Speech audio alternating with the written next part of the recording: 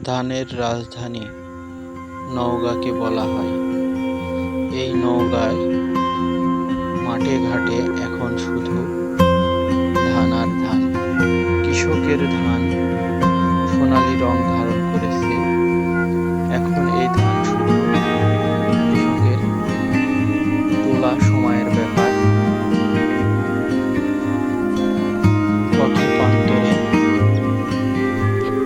ধানের গন্ধ আপনাকে মন মাতিয়ে তুলবে। চারিদিকে সুশান্ত পরিবেশ।